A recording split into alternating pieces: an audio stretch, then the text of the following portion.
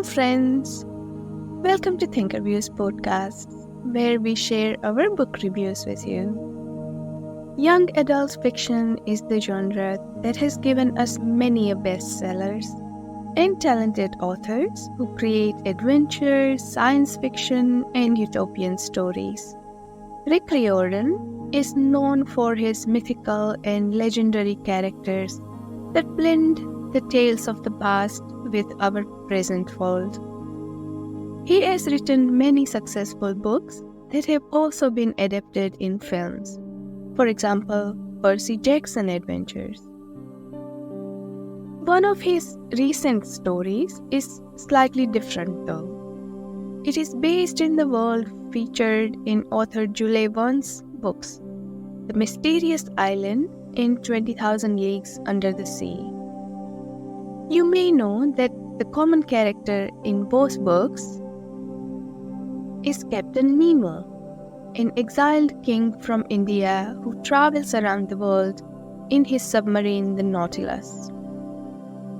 Inspired by Captain Nemo's character graph in the two books mentioned, and building on the other characters in these books, Rick Riordan gives us a story based in today's world called The Daughter of the Deep.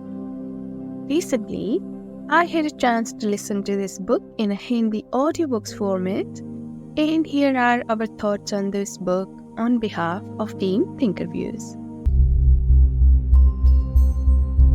So let's take a look at the cover page of this book, including the paperback version and the digital edition. The cover page of this book is designed to convey the underwater world in colors of the ocean. A massive octopus is weaving its tendrils around a submarine, while two divers in diving gear look upon the battle. The submarine is made to look like a futuristic craft blending into the colors of its background. The coverage conveys the sense of the thrill and the struggle portrayed throughout the book, and is bright enough to attract the fans of Rick Riordan. Let's briefly discuss the storyline. Anna is turning 15 soon, and on the morning we meet her, her brother Dave gives her an early birthday present, a pearl necklace that is a memory of their late mother. The siblings are students at the Harding Pencroft Academy, where they are learning all things ocean-related. It is a big day for Anna because she will be on to a weekend of tests that will determine her progression through the school.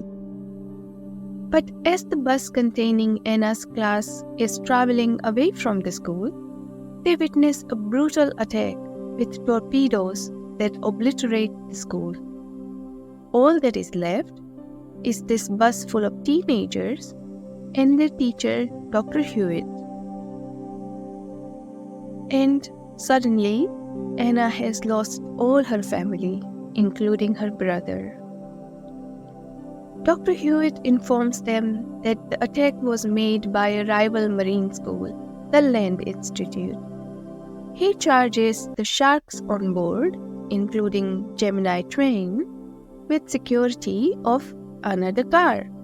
Why? Because she is now the last surviving descendant of Captain Nemo. Secrets start tumbling out. Anna discovers that her friend Esther is the last surviving descendant of the Hardings, that her parents died in an attempt to reach the long-lost Nautilus. The crew of teenagers get aboard their school yacht, Varuna, and set sail for Lincoln Island.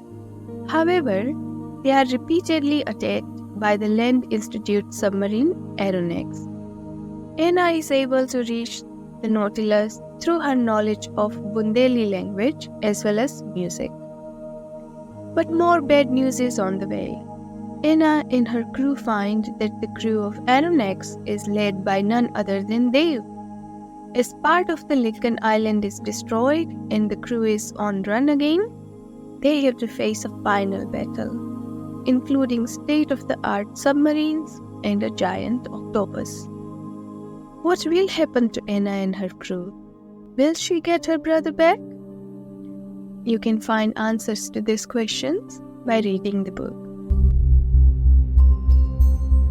And so now on to our thoughts and review of the book. The book is interesting for many reasons to the young readers, especially its portrayal of marine life. The underwater world of the water and how important the oceans are for our ecosystems and risk we face by altering our climate and its impacts on the marine life. The author builds a typical school world by creating houses of dolphin, shark, cephalopods, and orcas. As Anna says herself, it will remind you of Harry Potter setup.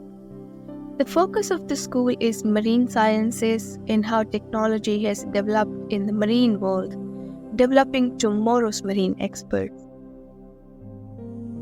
This book is a bit more retro, a bit more sci-fi compared to other Rick Riordan books due to its Jules Verne elements. Anna and Esther, the Harding Pencroft versus land versions of Captain Nemo, Esther's dog Top, the intelligent orangutan Jupiter on the Lincoln Island, etc., and the Nautilus itself. The author makes her into an almost sapient artificial intelligence which responds to music and the language of its creator. The author also tells us that Captain Nemo understood genetics and the Nautilus only responds to a direct descendant carrying his genetic code. As Captain Nemo, created by Jules Verne, was a wronged king from India, there are a fair few Indian elements in the story. Anna and Dev's heritage and cultural references to an Indian family, their ancestral language of Bundeli, etc. But also things like the name of their yacht Varuna, the god of the seas, and so on. However, Anna's friends and class are really multicultural and multilingual. Rick Riordan's trademark thrill and fighting elements are present all throughout the book, keeping it entertaining and interesting. The way the book ends also leaves an opening for next installments in the series. Like other works of this nature, the book may also be soon seen on the silver screen. So to summarize, it is a book launching the adventures of Anna Dakkar that will be very appealing to all fans of Jules Verne and Rick Riordan. ThinkerViews rating for the book is at around 7.5 out of 10.